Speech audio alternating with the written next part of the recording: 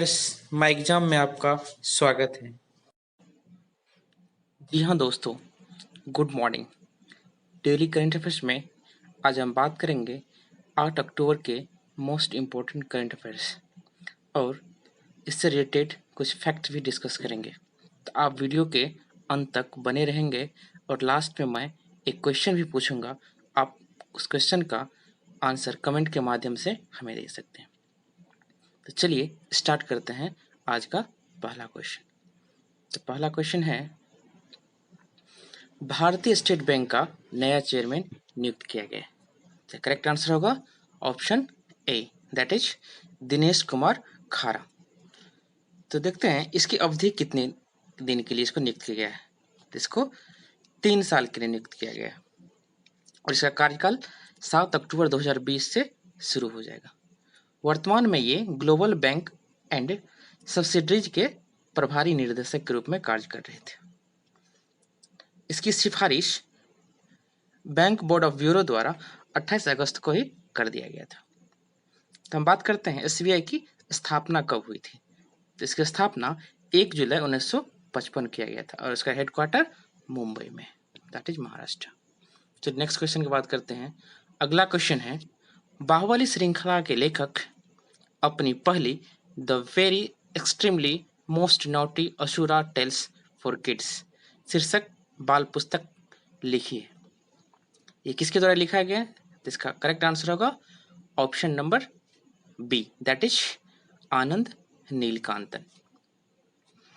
यह बुक जुड़वा असुर कुंकड़ा और मंडका के जीवन पर आधारित है, जिन्हें स्कूल जाना बिल्कुल पसंद नहीं था। इस पुस्तक का चित्र शुभदीप रॉय और शिलादित्य बोस द्वारा तैयार किया गया है। तो चलिए इसमें कुछ ऑप्शन जो इसके अलावे हैं, जैसे ए आनंद महिंद्रा, जो कि हम लोग जानते हैं कि महिंद्रा एंड महिंद्रा ग्रुप के चेयरमैन हैं। नंबर सी में आनंद कुमार, ये सुपर 30 के फाउंडर हैं। और नंबर डी में चेतन भगत। इसका हाल ही में एक बुक आया है जिसका नाम है अरेंज मर्डर, जो कि बहुत ही फेमस है। ये भी क्वेश्चन एग्जाम में आता है। चलिए आगे बढ़ते हैं, नेक्स्ट क्वेश्चन की बात करते हैं। अगला क्वेश्चन है, बापू द अनफॉरगेटेबल शीर्षक एक कॉफी टेबल बुक का विमोचन किया गया है। इसका करेक्ट आंसर होगा option C, that is Manish Sisodia, जो कि दिल्ली के उप मुख्यमंत्री हैं और वहाँ के शिक्षा मंत्री भी। तो यह बुक गांधी जी के 151वीं जयंती पर किया गया है। इसके अलावे विभाग ने फुटप्रिंट्स ऑफ गांधी जी इन दिल्ली पर एक वेबिनार का भी आयोजन किया है। तो हम लोग बात करते हैं दिल्ली। तो दिल्ली के गवर्नर कौन है? तो ऑप्शन नंबर ए में जो है अनिल बैजल, ये गवर्नर है। और सीएम बी में जो है अरविंद केजरीवाल, ये यहाँ के सीएम है। चलिए नेक्स्ट क्वेश्चन की बात करते हैं। अगला क्वेश्चन है, 12वां ब्रिक्स शिखर सम्मेलन वीडियो कॉन्फ्रेंसिंग के माध्यम से 17 नवंबर 2020 को आयोजित किया जाएगा। इसका अध्यक्षता कौन करेगा? इसका करेक्ट आंसर होगा option number D, that is रूस। तो रूस जिसकी कैपिटल मॉस्को है और वहाँ करेंसी रूसी रूबल है। तो हम लोग बात करते हैं ब्रिक्स का। तो ब्रिक्स की स्थापना ने इसकी स्टार्टिंग 2006 से ही इस संगठन का स्थापना किया गया था और 2010 में यानी 24 दिसंबर 2010 को साउथ अफ्रीका लास्ट में इसका सदस्य बना था और इसका कुल अर्थव्यवस्था लगभग 16 खरब डॉलर है। चलिए नेक्स्ट अगला बात करते हैं। अगला क्वेश्चन है, वन्य जीव सप्ताह कब मनाया जाता है? तो इसका करेक्ट आंसर होगा option number A, that is 2 अक्टूबर से 8 अक्टूबर तक। यह फर्स्ट टाइम मनाया गया था 1957 में। इसका उद्देश्य है वनस्पति और जीवों की सुरक्षा और संरक्षण। इस बार जो मनाया गया है 2020 में, यह 66वां था, 66 और इसका थीम है row or and revive, exploring human animal relationship. यह केंद्रीय मंत्रालय के द्वारा किया गया है और हम लोग बात करेंगे केंद्रीय पर्यावरण, वन और जलवायु परिवर्तन मंत्री कौन है। इसका नाम है प्रकाश जावड़ेकर, जिसका पूरा नाम है प्रकाश केशव जावड़ेकर। चलिए नेक्स्ट क्वेश्चन की बात करते हैं। अगला क्वेश्चन है, वर्ष 2020 के फिजिक्स नोबेल पुरस्कार किसे प्रदान किया गया है? इसका करेक्ट आंसर होगा उपयुक्त सभी को। तो हम बात करते हैं ऑप्शन ए में रोजर पेनरोज जो है, उसके बाद बी और सी में जो है, ए में जो रोजर पेनरोज है इसको ब्लैक होल इंफॉर्मेशन थ्योरी के लिए मिला है, जो कि आधी प्राइज रोजर को मिला है और आधी में, बाकी आधी में बी और सी ऑप्शन में जो है रेनहार्ड गेंजल और एंड्रिया गेज, इन दोनों को मिला है। बात करते हैं बी और सी में जो है इनको क्यों मिला है, तो इन्होंने हमारी गैलेक्सी के केंद्र में सुपर मैसिव कॉम्पैक्ट ऑब्जेक्ट की खोज की है, इसीलिए इनको मिलाया गया है। तो एक्चुअली में इसका फिजिक्स का ये नोबेल कहाँ मिलता है, तो ये royal academy of science Stockholm that is Sweden द्वारा प्रदान किया जाते हैं। तो चलिए नेक्स्ट क्वेश्चन की बात करते हैं। अगला क्वेश्चन है, किस देश ने अंतरिक्ष में पहला स्टोरेज माइनिंग रोबोट भेजने जा रहा है?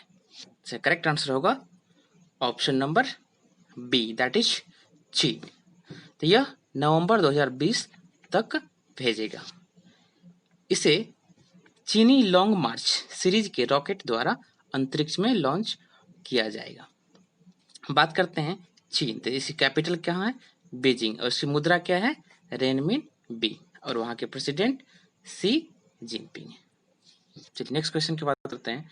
अगला क्वेश्चन है, इंडियन कोस्ट गार्ड के 7वें तटीय गश्ती पोत विग्रह का जलावरण हुआ है, तो इसका करेक्ट आंसर होगा option number C that is Chennai. तो ये चेन्नई के कट्टुपल्ली बंदरगाह पर जलावरण किया गया। डिफेंस मिनिस्ट्री ने 2015 में एल&टी लासा टर्बो को 7 पेट्रोलिंग वेसल के निर्माण का अनुबंध किया था, जिसमें से यह अंतिम पोत है, मतलब 7वां ये पोत है। इसका उद्देश्य होता है समुद्री क्षेत्र की निगरानी करना। तो बात करते हैं इसकी लंबाई और चौड़ाई कितनी है। इसकी लंबाई है 98 मीटर और चौड़ाई है 15 मीटर। तो हम बात करते हैं कि भारतीय तटरक्षक के डायरेक्टर कौन है। तो इसके डायरेक्टर हैं कृष्णा स्वामी नटराजन, एंड इसकी स्थापना कब की गई थी? तो 1978 में, और हेडक्वार्टर है डिफेंस मिनिस्ट्री न्यू दिल्ली। तो चलिए नेक्स्ट क्वेश्चन की बात करते हैं। अगला क्वेश्चन है, वरिष्ठ आईपीएस अधिकारी एम.ए. गणपति को नागरिक उड्डयन सुरक्षा bureau that is bureau of civil aviation security का महानिर्देशक नियुक्त किया गया है। वह किस कैडर के अधिकारी है? तो इसका ऑप्शन होगा that is number B Uttarakhand is correct answer. तो ये 1986 बैच के उत्तराखंड के आईएएस ऑफिसर हैं। इससे पहले राकेश अस्थाना इस पद पे कार्यरत थे, लेकिन जब वो एसएसबी का पद संभाले तब से यह पद खाली था। इसका कार्यकाल 29 फरवरी 2024 तक रखा गया है। हम लोग बात करते हैं कि इसकी स्थापना कब की गई थी, तो 1978 में इसका स्थापना किया गया था, हेडक्वार्टर न्यू दिल्ली में। चलिए नेक्स्ट क्वेश्चन की बात करते हैं। अगला क्वेश्चन है, Indo American chamber of commerce that is IACC ने किस बिजनेस आइकन को भारत यूएसए के बिजनेस रिलेशंस में निभाई उनकी महत्वपूर्ण भूमिका और ग्लोबल लीडरशिप में हासिल की उनकी जीवन भर की उपलब्धि के लिए लाइफ टाइम अचीवमेंट अवार्ड प्रदान किया है? इसका करेक्ट आंसर होगा option number D that is Ratan Tata, जो कि राइट साइड पिक में दिख रहे हैं। तो हम बात करते हैं रतन टाटा जी, जिन्होंने 2011 और 12 तक भारत के सबसे बड़े समूह द टाटा ग्रुप का कारोबार 100 बिलियन यूएस डॉलर तक बढ़ाया, और आज भी एक प्रभावशाली उद्योगपति, परोपकारी और मानवतावादी व्यक्ति के रूप में जाने जाते हैं।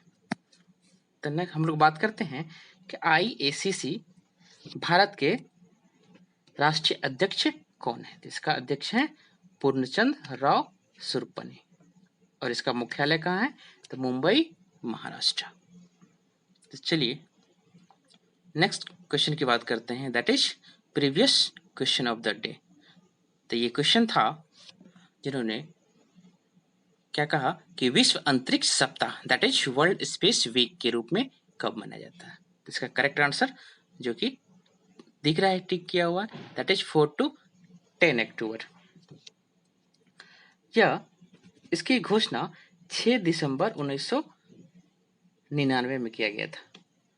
यह फर्स्ट आर्टिफिशियल सैटेलाइट स्पुतनिक जिसका नाम था, उन्हें 4 अक्टूबर 1997 में लॉन्च किया गया था। हम लोग बात करते हैं इसका थीम क्या था इस बार का। इसका थीम था सैटेलाइट्स इम्प्रूव लाइफ। तो क्या था? Satellite improve life. तो इसको याद रखेंगे। चलिए नेक्स्ट आज का क्वेश्चन है, question of the day is livelihood award foundation ने वर्ष 2020 के राइट लाइवलीहुड अवार्ड से किसे सम्मानित किया गया है? तो इसका आंसर आप कमेंट माध्यम से हमें दे सकते हैं। आप यदि इसका पीडीएफ चाहते हैं तो नीचे कमेंट में लिंक दिया गया होगा, माय एग्जाम टेलीग्राम चैनल से आप इसका पीडीएफ डाउनलोड कर सकते हैं। Thank you. और इस तरह के इम्पोर्टेंट करंट अफेयर्स के लिए आप हमारे यूट्यूब चैनल माय एग्जाम 2.0 को लाइक एंड सब्सक्राइब करेंगे। धन्यवाद।